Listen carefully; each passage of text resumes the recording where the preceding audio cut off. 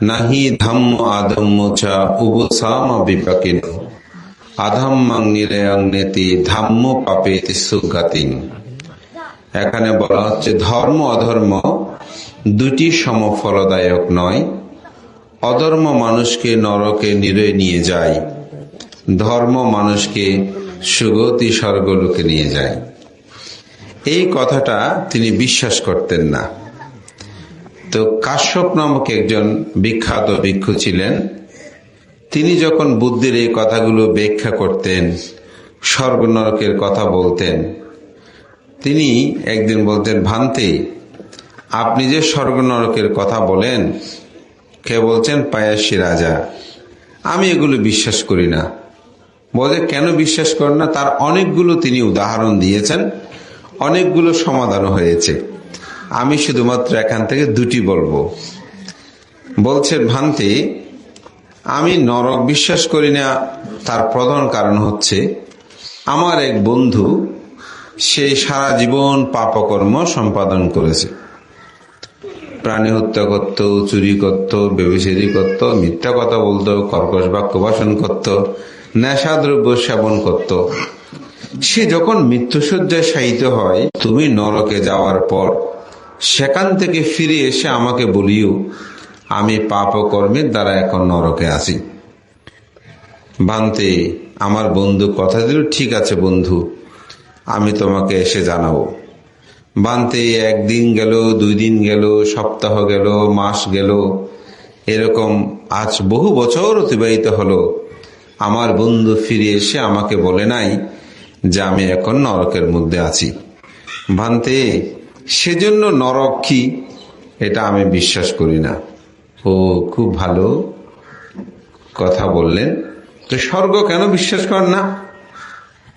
ভান্তে, আমার আর এক বন্ধু ছিল, সেই অত্যন্ত ধার্মিক শীলবান ছিল। সে কখনো প্রাণী হত্যা করত না, চুরি করত না, ব্যভিচারী করত না, মিথ্যা বেদে কর্কশ কথা বলতো না, সুরামদ গাঁজাতা নেশাদ্রব্য সে সেবন করত না, খুব শীলময় জীবন যাপন করত।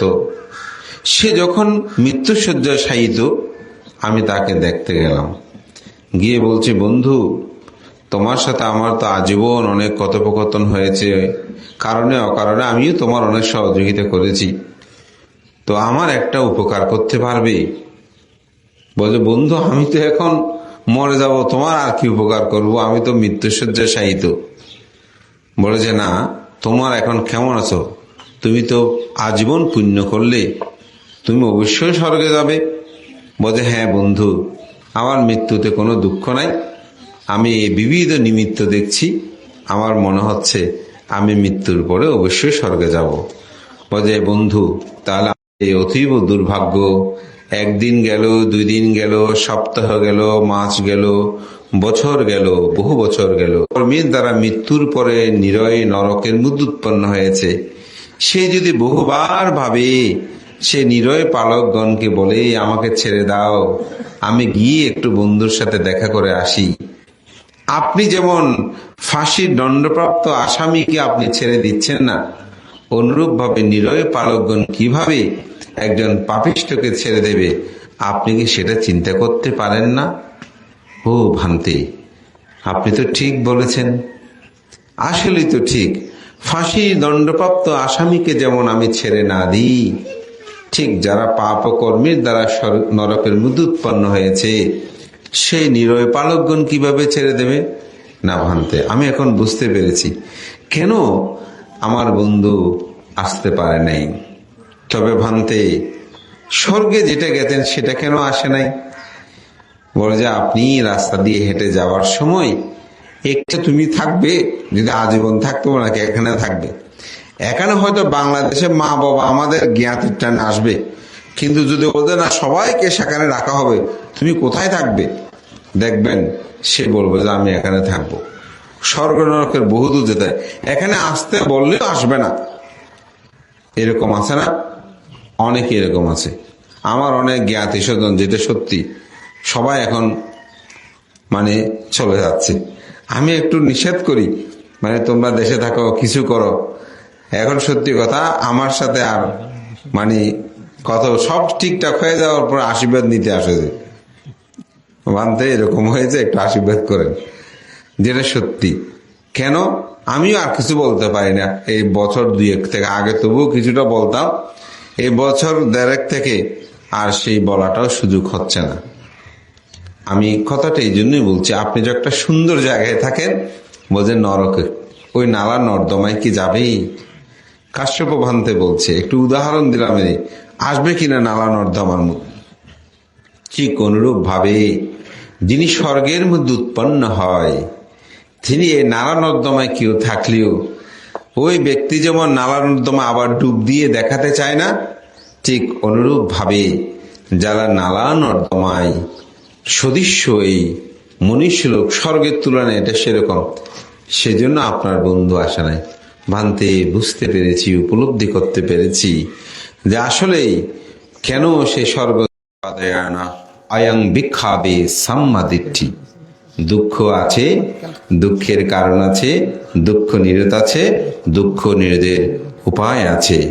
এই চারি আর্য সত্য যিনি অনুধাবন করতে পারবেন, তিনি ধর্ম কি অধর্ম কি এটাকে উপলব্ধি করতে পারবেন। তবে আমি মনে করি আমরা যেটা একেবারে প্রজ্ঞা দিয়ে সম্পূর্ণরূপে দর্শন করব, সেটি সম্ভব হয় শ্রোতাপত্তি লাভে হলে। কিন্তু তার পূর্বেও একটা সত্যকে অবধাবন করে, অনুধাবন করে, আচরণ করে আমাদেরকে সম্মুখ পানে যেতে হয়।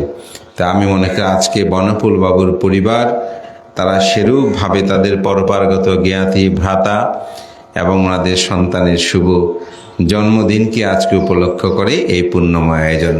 তো মানব জন্ম অতীব দুর্লভ, এটি আমাদের এই চর্মচক্ষু দ্বারা অনুধাবন করা যাবে না। পৃথিবীতে সবকিছু চর্মচক্ষু দিয়ে হয় না, মানুষের অন্তচক্ষু দিয়ে, প্রজ্ঞাচক্ষু দিয়ে এটাকে অনুধাবন করতে হয়, উপলব্ধি করতে হয়। আমরা চর্মচক্ষু দিয়ে কয়েক মাইল দেখি, কিন্তু মনের চক্ষু দিয়ে অসংখ্য কিছু দেখি। আমাদের মোবাইলে বলেন, কম্পিউটার বলেন, বিভিন্ন হার্ড ডিস্ক আছে না, যেগুলো জমা রাখে, এগুলো সব লিমিটেড।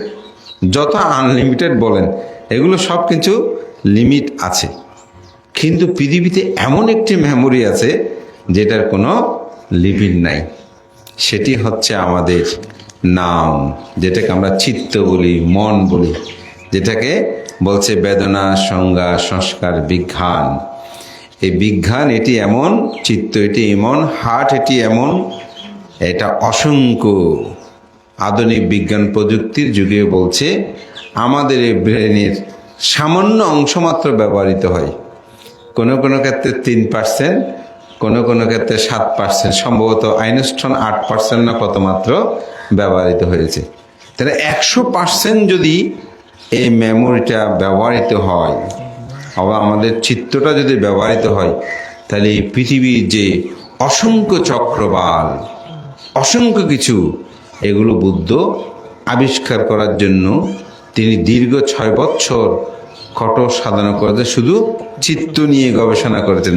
তো চিত্তকে যখন বিশুদ্ধ করে, তখন সে চিত্তেই ওই সমগ্র ব্যবহারটা হয়, সেটা নিয়ে বুঝতে পারে স্বর্গ আছে কি নাই, নরক আছে কি নাই, নির্বাণ আছে কি নাই।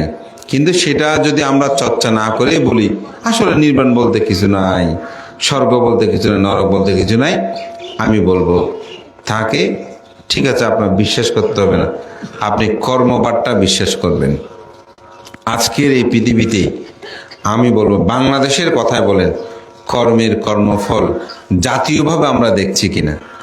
আমাদের দেশের প্রেক্ষাপটে আমরা কর্মফল দেখছি না। যিনি ক্ষমতাবান যেমন তেমন করছে, তার কি হয়েছে? আবার এখন যে যেমন তেমন করছে, তার কি হবে? এগুলো আমরা সচক্ষে আমরা উপলব্ধি করছি, আমাদের নিজেদের জীবনে আমরা উপলব্ধি করছি। এটাকে উপলব্ধি করলেই বুদ্ধের ধর্ম আপনি উপলব্ধি করলে কর্ম বিশ্বাস করবেন। সুখ পাচ্ছেন, এটাও আপনার কর্ম, দুঃখ পাচ্ছেন, এটাও আপনার কর্ম। বুদ্ধ সঙ্গ আমরা কেউ আপনাকে সুখ দুঃখ দিচ্ছি না, আপনি আপনার সুখের রচয়িতা, আপনি আপনার দুঃখেরটা রক্ষা করে দেখবেন। বুদ্ধের ধর্ম দর্শনটা আপনাদের জীবনে কিভাবে সুখ বয়ে আনে। তো যেটা ইহু জীবনে সুখ বয়ে আনবে সেটা পরজীবনেও সুখ বয়ে আনে। মহান সঙ্গের প্রতি বন্দনা জানিয়ে আপনাদের সকলের উত্তর শ্রীবিদ্যে কামনা করে, সকল মঙ্গল সুখ কামনা করে আশীর্বাদ ও পুণ্যদান করছি।